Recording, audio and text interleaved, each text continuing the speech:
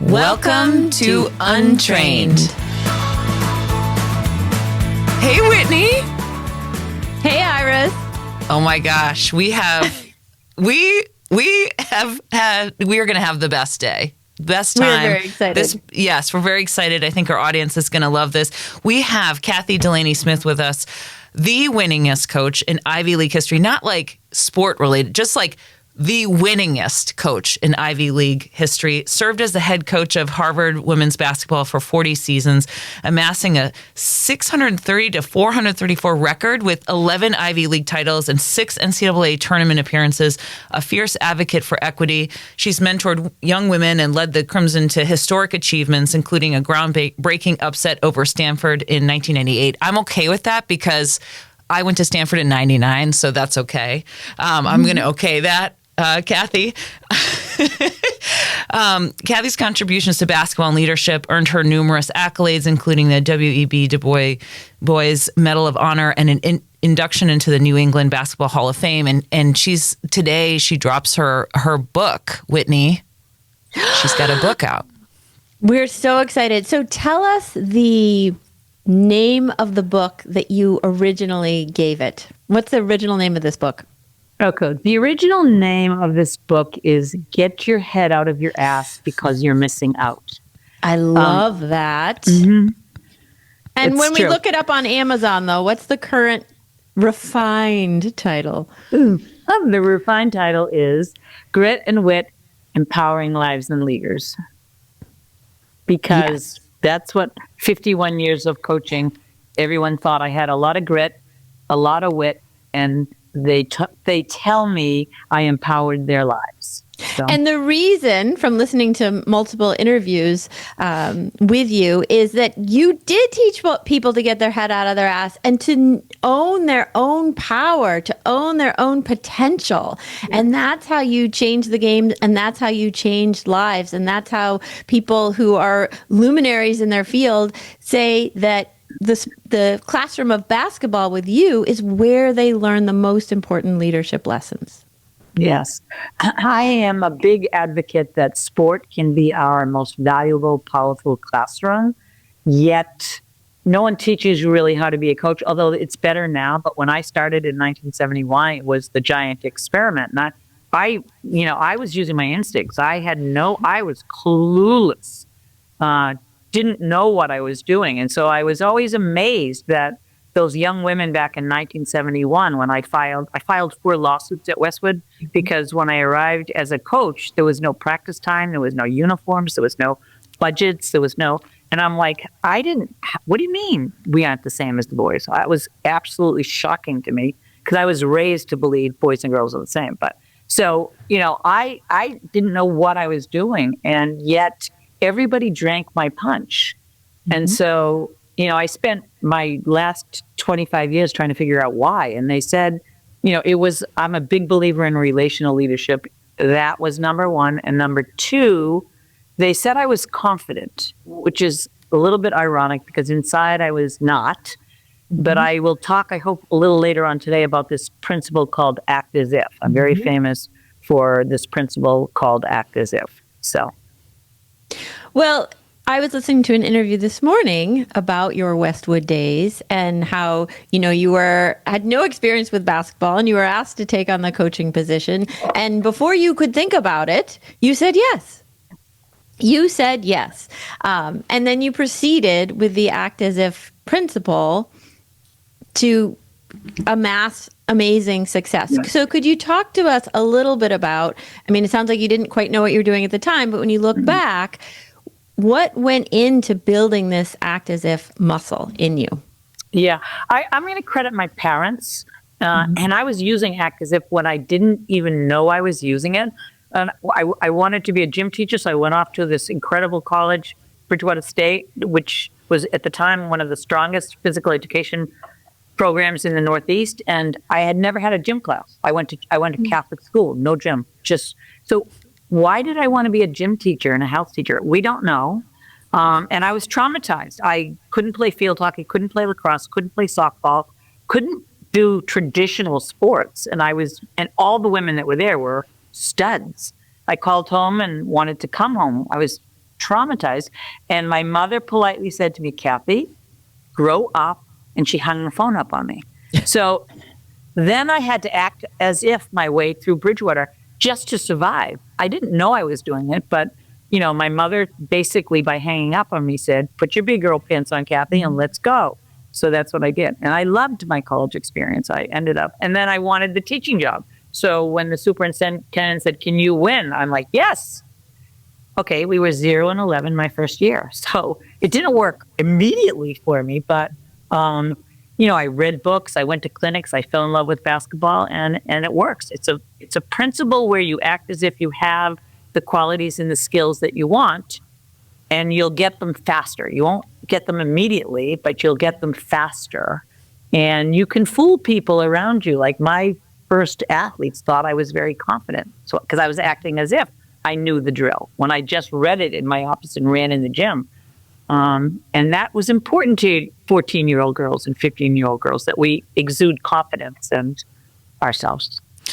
So you were modeling this behavior. I've heard this from, I work out with one of your former athletes, Erin DiVincenzo, and that's one of the first things she said is, Kathy's going to talk about act as if. That was a huge principle. How did you instill that? You modeled that behavior, but how did you instill that with the athletes that you brought on? Because you had so many athletes that were affected by this motto that you had. Yeah. I was using it before I was aware I was using it. And then I researched. And then I sort of, when I got the Harvard job, I thought, I'm going to have the greatest brains in the world. They're not going to be the tallest. They're not going to be the fastest.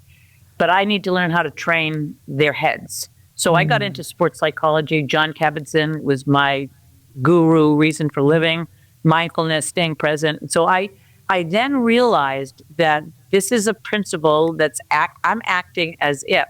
I stole that from someone, and I don't know who I stole it from, to be honest. But so act as if for my team at Harvard, for example, was I need my environment to be high energy, positive. So if you don't like me, or you don't like your teammate, or you don't like these running drills, you must act as if you do.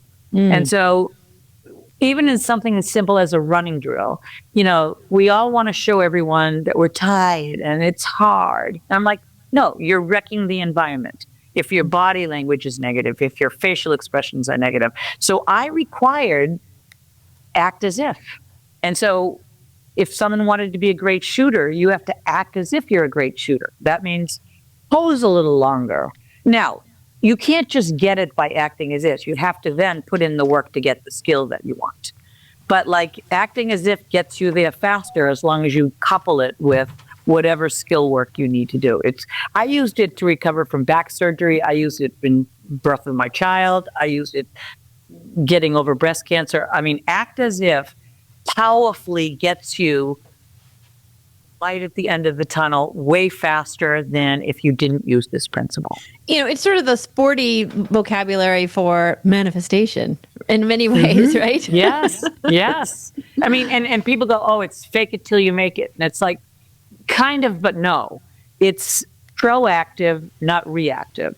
We work with a lot of leaders, and they do talk about their teams, and they do say, like, I have a new team member, they're really struggling. I want them to act as if they can do it. I know that they don't have all the skills.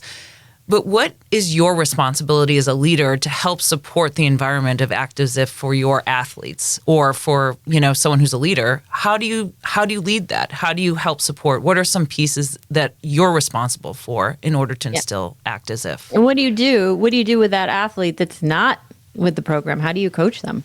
Right. Well, I'm going to start with, I'm like to the core a relational leader. Again, I didn't know what I was doing.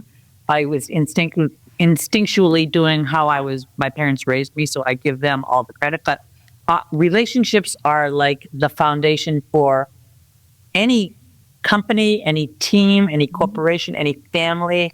Like, you have to really work hard on your relationships. So, if I'm going to ask a player to act as if when it's hard for her, she doesn't have the confidence, she doesn't really know how to act as if, like, we have to work on it every day. We have to talk about it every day, and they have to see it in me.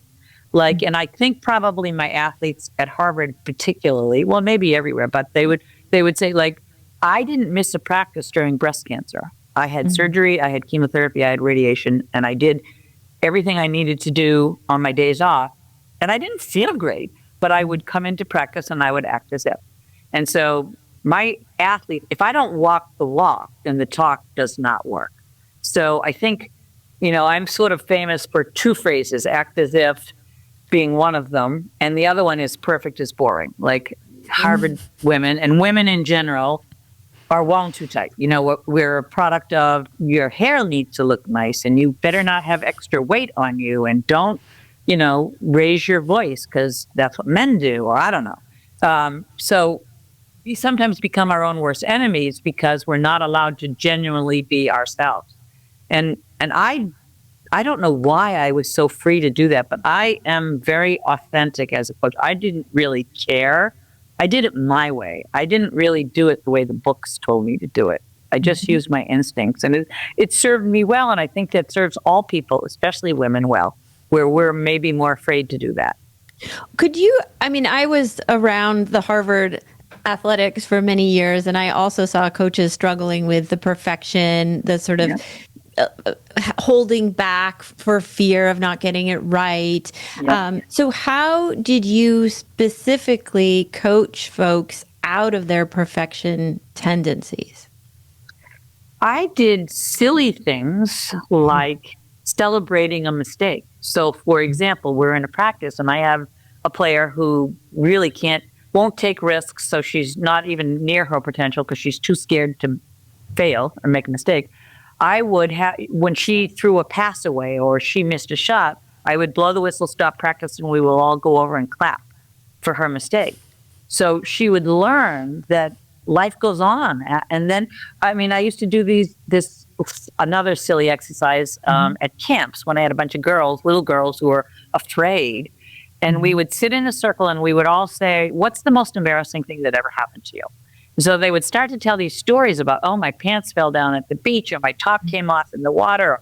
My first year of teaching, I fell down in front of the whole school. My skirt went flying over my head. I could hear the entire student body laughing. I thought I wanted to die, but I knew I wasn't going to die, so I had to laugh. So, I really talk about and teach people in my environment, like, embrace your mistakes. It's fuel for success, number one. And humor is the great language. Like, even if you're not a funny joke teller, you can laugh. Learn to laugh, and especially learn to laugh at yourself. Like, that's sort of how I coached. This is making me think of another guest we had, Hannah Pryor, The Good Awkward. And as I've been listening to your interviews, I was like, oh, she's using the principle from this leadership book and this leadership book and this leadership book, right? And one of the books that came to mind was about feedback, right? Kim Scott's Radical Candor. And you did a lot of work, speaking of perfectionism, around working with folks to receive feedback and to receive compliments. Could you talk about that a little bit? Yes, that's such a great topic.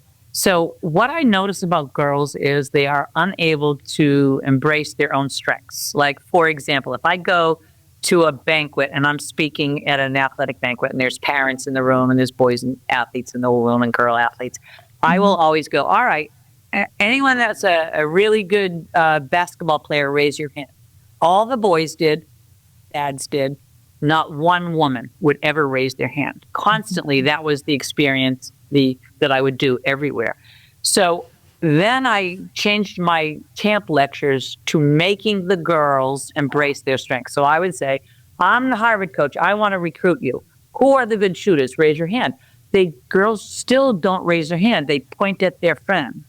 And I'm like, no, you have to raise your hand if you're a good shooter. I want to know who you are. And then I make them stand up and come up in front of the whole camp. Again, girls struggle with this. Boys can't get up there fast enough. They want to be seen, they want to be heard, but girls don't have that same confidence. So I would always bring girls up, and then if their body language was bad, I'd sit them back down, and then I'd make them come up again, and then we talk about power poses, and then we would laugh. And by the end, their parents would tell me a month later, thank you, my daughter really responded to just the awareness of saying you're a good shooter or standing up straight or being confident. And so, I think that's really important for women. Well, you're kind of untraining them from the behaviors that they were taught, right? Because in general, right. You're not taught to speak up about your strengths. And it's more appropriate for boys to maybe do that, or that's what boys do. That's not what girls do. She's the original OG untrainer, Whitney. Oh, yeah. Oh, yeah. One of the things I wanted to go back to was feedback, because Erin said this very pointedly. She said, Kathy was the first person that was going to, in your life, that was going to treat you like an adult, kind of like how your mom did, where she hung up the phone. So you gave, I guess, a word is a tough love, but you talked about that honest feedback. Can you talk about when you're giving that feedback? Because I also think there's something we haven't said, Kathy, is that you have a lot of care. Because you couldn't sit people down and, talk about the vulnerable parts, or you couldn't give that feedback if it wasn't also backed by care. So can you talk about your philosophies around feedback and how you approach that? And it's not like you're working with just whatever athletes. You're working with Harvard athletes that have worked their whole lives to get to the school, to play for that school, and they were at the top of their game, and they're coming to you now. And this might be the first time they've ever gotten a difficult piece of feedback. That was that's exactly right, Iris. I was amazed at, especially at Harvard, but even at Westwood, because that's a upper middle class community. And, I think parents, we just maybe by our nature overprotect and try to keep adversity from infiltrating the lives of our children, when in fact, adversity is good. Like I worry at the overparenting, the helicopter parenting, the snowplow now. It's, and I think we have to stop overparenting and let our kids have a little adversity, a little conflict, and so I would have individual meetings with my players, probably maybe more than most coaches, very time consuming, very exhausting. And my team basketball was small compared to rowing. So I was a spoiled brat basketball coach versus a rowing coach. But I would sit down and have individual meetings with my players. And the point of the meeting was to tell you, I'm going to tell you what your strengths are, but I'm going to tell you what your weaknesses are and why your role is your role and why you aren't off the bench yet, or why you're not a starter yet, or whatever. And there was always a box of Kleenex because everybody always cried in these meetings. It was very hard for women to hear their weaknesses. And I was amazed by this. And I wanted to correct it. So we did this little exercise in practice quite often, where we come together at the end of practice and we form a circle, and you have to turn to the person on your right. And you have to, I did a lot of different things, but I said you have to give her a compliment. So you have to turn to her, eye contact, body language matters. You can't squirm, you can't giggle, you can't be nervous. You have to be confident, you have to give eye contact, and you have to give her a compliment. And then we would go all the way around and everyone would do it. And it was hysterical. In the beginning, they couldn't do it. It was a joke. So it was humorous. And then I had them give a criticism. They had to turn to the person on their left and give them a criticism. What did your teammate do poorly in today? Or what would you like your teammate to do better in practice? And again, it was practicing communication skills, which is what needs to be taught in our world these days. And then women need to pay attention to body language and eye contact and giving compliments, receiving compliments. I mean, no one's teaching this stuff. Yeah. And men, I don't know why, I could guess why, but men don't struggle with it like women do. Including myself. I struggled promoting myself, marketing my book. I am aware that I have some weaknesses here, and don't be like me. Be better than me. Well, when we had Clara Bingham on, who wrote about the feminist movement from 1963 to 73, it shed a lot of light as to why women are the way they are, and that we have made more progress than maybe we give ourselves credit for. And there's ways to go. Well, one of the things I talk about with my clients a lot is like, just run an experiment, just try it out. And as you're talking, you ran thousands of experiments. And I also think of you as such a brilliant innovator. And it makes me think that an innovator is just an experimenter who puts in the reps. Yeah. With confidence, right? Yeah. Yeah. Well, at some point, I wanted to be perfect. I wanted my hair to be straight. I wanted to be skinny. I wanted to win every basketball game. And at some point, I got exhausted by all that striving for perfection. And so that's why when I coached at Harvard, I recognized all these women in the same rut. And so I really worked hard to unwind them all. And yes, everything was an experiment. Like, but I'm okay, trying something and having it not work, and then I will generally make a joke about it and say, well, we tried that. Well, let's try this, because I do think learning to embrace your mistakes, you grow much faster. You can enjoy life and relax and be balanced and all those things we want women to be. So I used to work with a lot of coaches, work with the Women's Sports Foundation, and see it a lot in my coaching of leaders that generations have become a little more fragile and a little less resilient. And I would love to hear your take on this and how you've worked with generations that are a little more fragile. I loved, we would complain about the millennials, and I don't even know the titles of all of the generations, but I've seen with social media, cell phones, and overparenting, the leaders do not naturally evolve, and I had to teach leadership. And so I look now at, did I retire at the right time? Because I think the coach's job right now, even my job at Harvard, that Terry Moore is doing, is harder. It's harder than when I was there. Yeah. Because there's extenuating circumstances of social media and NILs and money. The bottom line is money. And so I don't know if there's coaching going on. I think it's managing. It's a business. It's not an education. And I'm all about the education. I'm all about the process. And if you can teach life skills and you can create the trust and the relationships that I think everybody needs for success, then ultimately you'll have success. And I don't know if that's true anymore. I don't know. Like, I just talked to my friend and he said he stopped coaching because the parents were crazy. And so he couldn't do what he wanted to do as a coach at the youth level because the parents were stopping him from doing it. They were interfering. So this generation, I'm afraid. I'm afraid. And so in the book, it's hopefully will serve as reminders to what you all should be doing in spite of social media. I mean, like, let's have some cell phone rules. I took cell phones away from my team way before anyone was doing it. And my team, their first reaction was, I'm going to die. Kids cried when I said, when you walk in this building at Harvard, your cell phone goes up in my office. You can't touch your cell phone in the locker room, in the gym, in this building. And they cried. They didn't think they would survive. And it took about 2 weeks, and they all said it was the greatest thing that ever happened to them. Now, who's doing that in the classrooms and in the locker rooms? And I'm afraid not enough people are doing that. So it's fragile. What advice do you have for folks who are leading and managing today?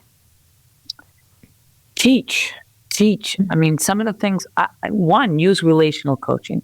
Like, please understand the power of a relationship of trust. That's your foundation. Number one, you have to care.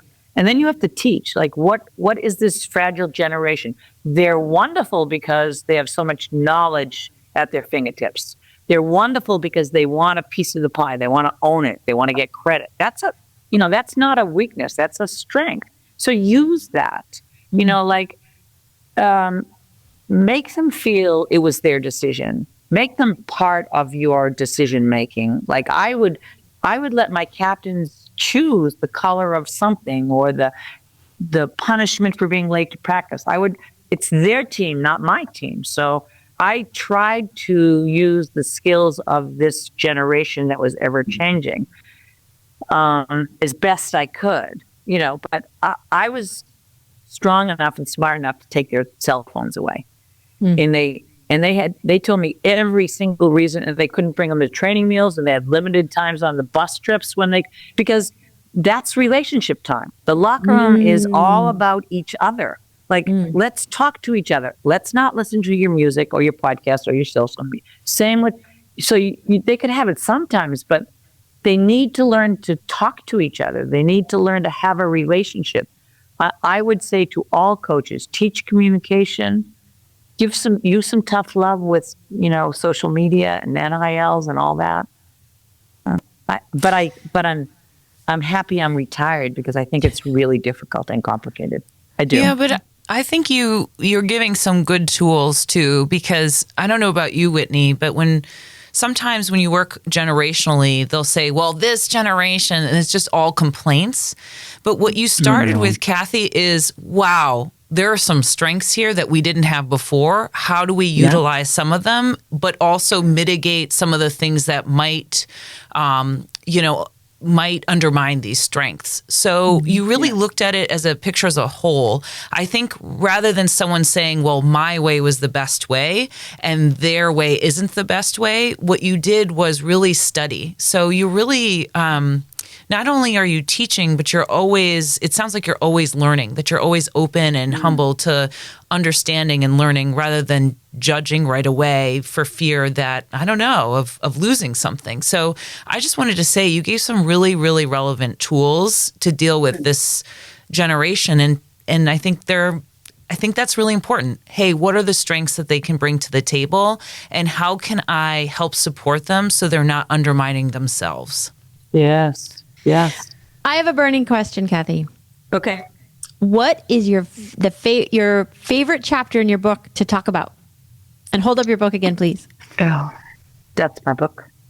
Grit and Wit. Get your head out of your ass, people. Favorite chapter. I will tell you that that's going to be hard for me. But so Jackie McMullen. Are you familiar with Jackie? She's written several as a Bostonian, yes. Never. So I was her high school basketball coach. Mm-hmm. So we're close friends, and she wrote the foreword.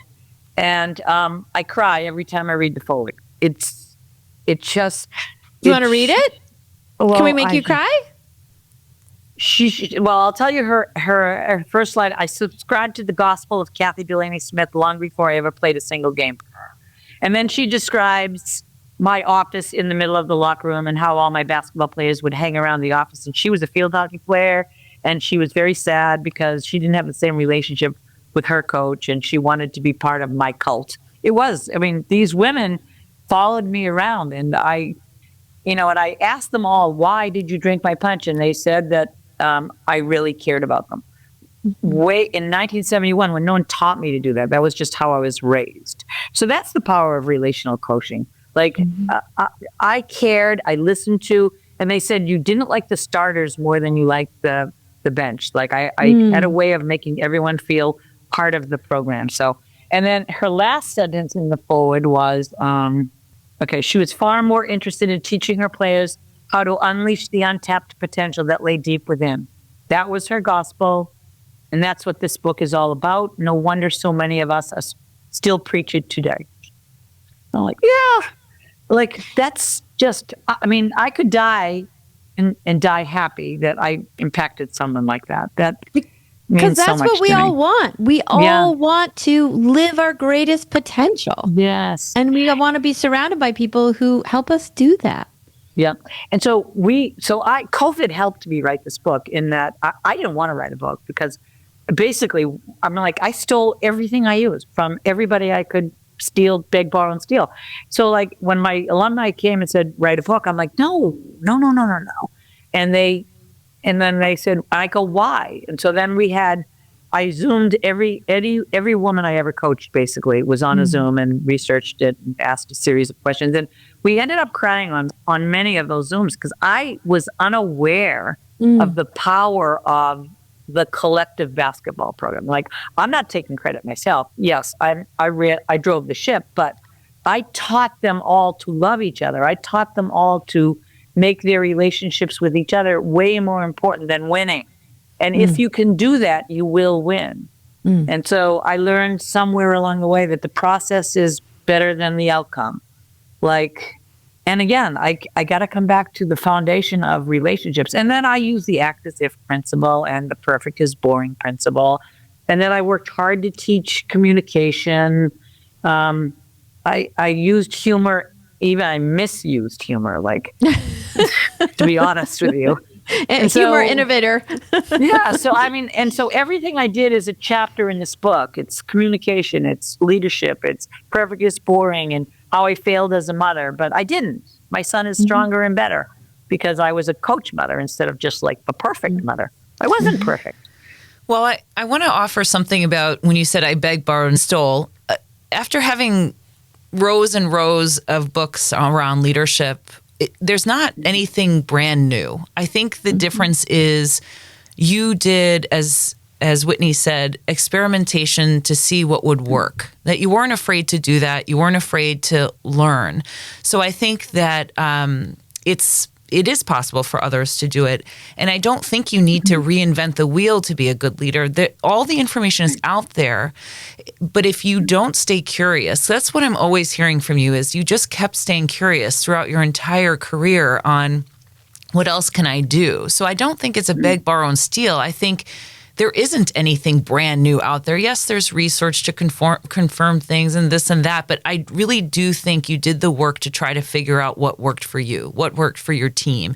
And I think that's really important because we often, I hear from some leaders like, oh, I should do it this way or I should do it that way. And I'm like, no. Like, you got to just figure out what's working for you. How is this working for you? How are you trying this out?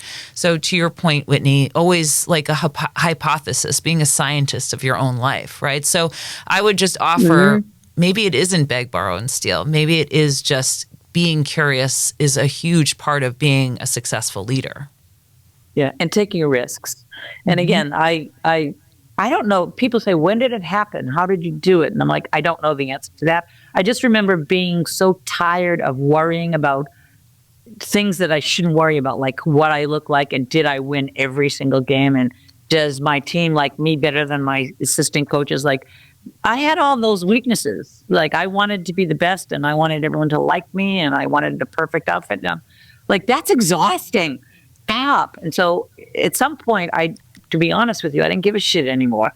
And I was highly criticized for my in 1982, I chose to be called Kathy as a Division I head coach. I was highly criticized for that, but it was by design because I wanted a level of comfort from my players with me to come in my office, open door policy, sit down, and let's talk. And so I established this safe zone for them, this trust where, and then we ended up winning without me having great basketball knowledge. I can't say my out of bounds plays and my offenses were like the best thing since sliced bread, but my relationships with my players is, and I didn't probably know this until, well, I feel blessed to have gotten breast cancer because when people think you're going to die, they come out of the woodwork and tell you how much you meant to them. So it sounds terrible, but I am very grateful that so many women have come back and said thank you to me for impacting them this way. And then at Harvard, the women have come back and said, what we have at Harvard is very, very special. And I thought every college had that. I thought every coach was doing the same things I was doing. I was unaware that mine was a little different, than the norm. Now that your book is done, what did you learn that you didn't know when you set out to write it? What did I learn? I learned that we can all. I learned that I'm a leader. I will tell you, I've struggled with embracing that. I always think, we all coaches, we all do the same thing. We all impact our athletes. But I guess I've learned how special Harvard women's basketball is, and that means a lot to me. And I was a part of that. I was not all of it. I taught them how to have this culture, and then they ran with it. It's quite special actually. And again, it comes back to what I've already repeated 700 times: relational coaching and really caring. And that will equal the bottom line, the money. That will equal winning. That will equal production. I think not 100%, but you'll get to your goals if you start with caring. So I'm really struck by the original, authentic, raw title. Get your head out of your ass, right? To be your best self, right? But what are the ways that women have their head metaphorically up their ass? Like, what does that look like? And what is your hope for folks after they read the book, right? After they've learned more about your leadership body of work? Yeah. Your head up your ass means you're consumed by your self-focus. Created in this world that forces us to do that, quite honestly. Forces women in particular.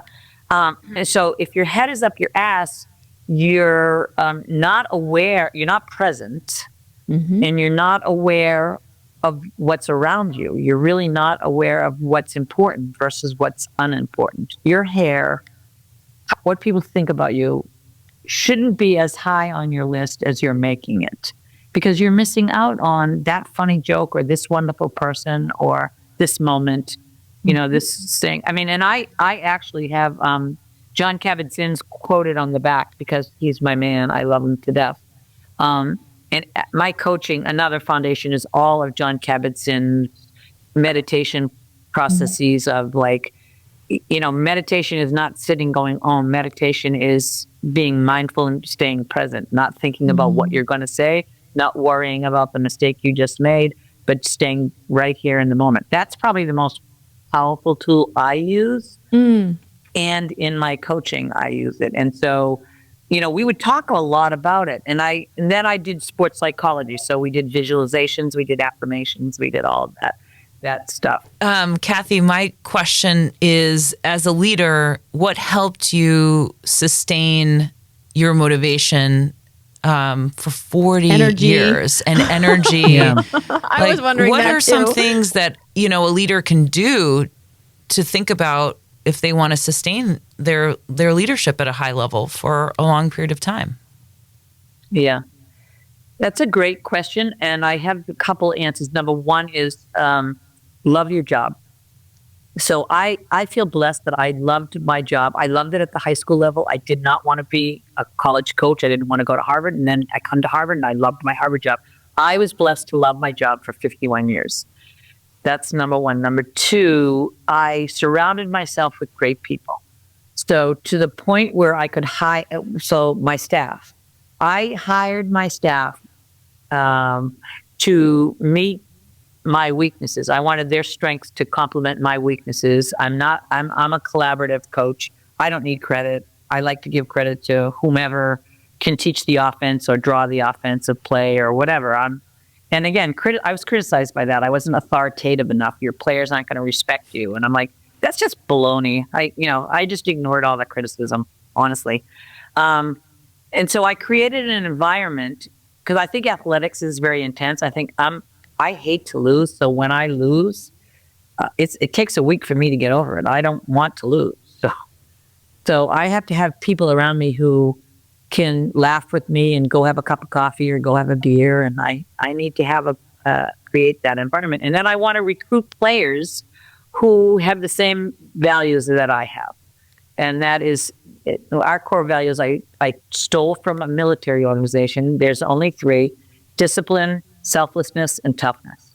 And selflessness in this new generation, as much as I love them, is not being taught and is not being reinforced. And so they're being allowed to look at their phones too much and pucker their lips and do that stuff.